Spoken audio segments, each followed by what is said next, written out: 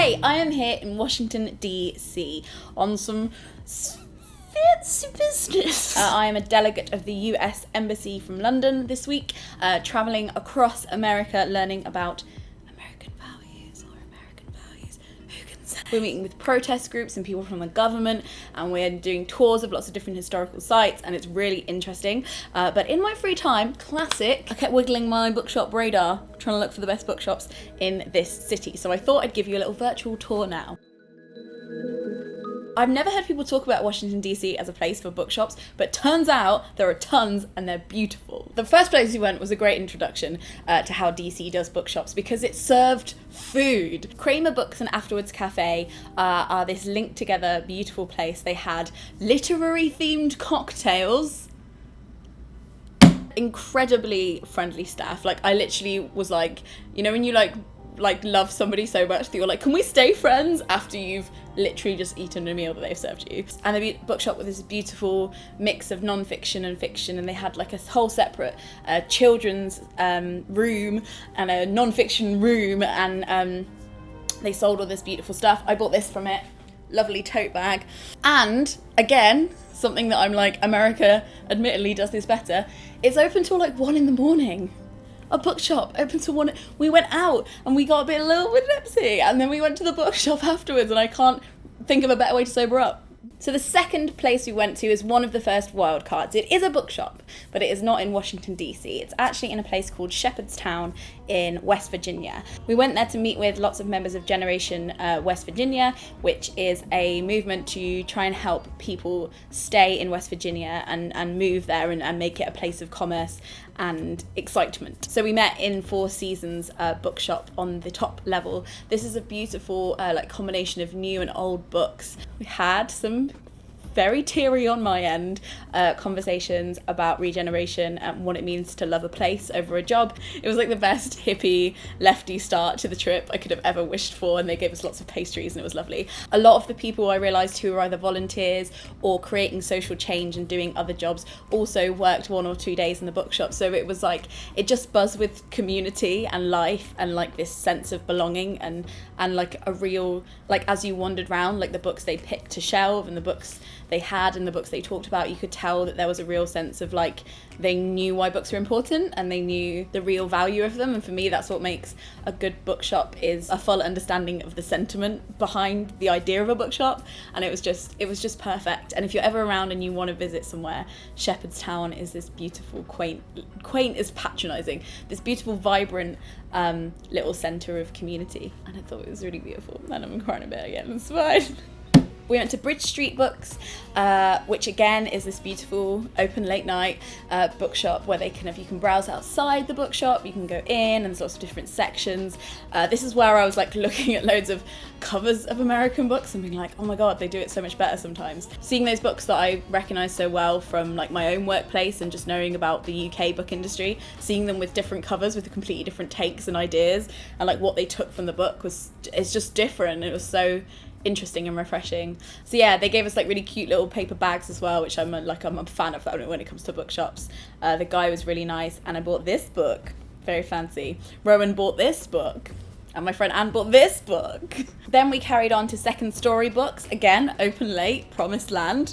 This is completely secondhand books. It was a really old bookshop. They had letters built into the carpet for A, B, C, D, so they could categorize the books. Okay, thank you. I'll be not very long.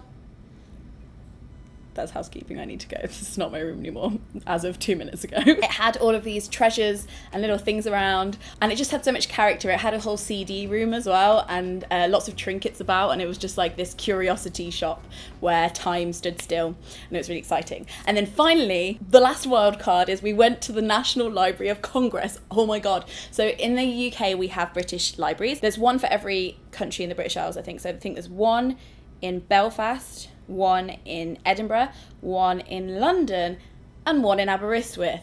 See other of my videos to talk about why Aberystwyth is the best place to be in the world. Anyway, so basically when a book is published, the publisher by law has to send a copy of the book or a few copies of the book to each of these libraries so they can keep them on record, and they're available for anybody in the population to look at. The National Library of Congress is also one of the places that we send books. They keep a copy of every book that's ever been published in Europe and the US. And it's kind of a palace. It's like if Buckingham Palace was not about elitism and class and the royal family and was more about books. Basically, if we worship books, this would be our temple, this would be our Mecca. It's happening.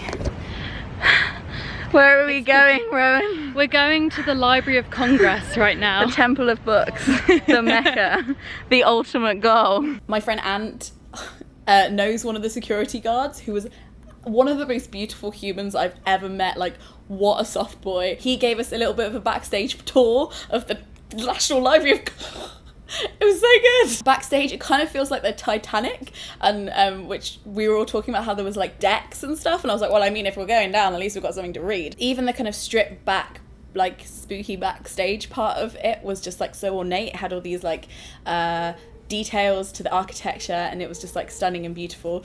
Oh, I'm so late. Libraries, focus, most important thing. And we went onto one of the viewing balconies, and it kind of made me a little bit emotional. Oh, what's on the side of this door? Narnia? Do you want to find out? Do you want to find out? Do you want to Yeah, find I'm ready. Yeah, let's see, let's see. And then the gates of heaven. Oh, no way.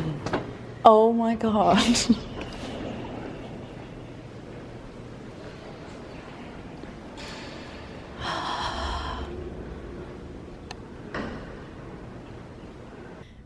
I don't know, is this how people feel about God when they go into the cathedral and they're like, look at how many humans in history cared about this thing so much that they did all this ornate art about it, and this is before machines and stuff, and the paintings on the ceilings and the respect that there was for the books and all of these statues of people of history of books and the people that protected books. Even the carpet had books in it, all these crannies and shelves, and it kind of felt like those kind of things where people paint fantasy libraries that are like too ornate and too complex and intricate to be real, but it was real. So yeah, as you can tell, I had a great time there. There was some really interesting exhibitions on there as well. There was one about Native American culture, there was one about baseball, and it was just this great eclectic place to hang out. And it was free. It's free to all the public. It's free to anyone in the world, and that's kind of cool in my book. Anyway, I'm going to jump on this plane because that's how planes work. Thank you so much for watching. If this is the first video you've seen from me, hello, I am Lena. I talk about books a lot and also social change, but like mainly books. But what is the difference between social change and books? They're the same thing. If you had to visit one bookshop from this video, what would it be? Tell me in the comments below. Just one. You know, I don't want to hear it. Just one. Thank you so much for watching, and I will see you in my next one. Frog Snog out.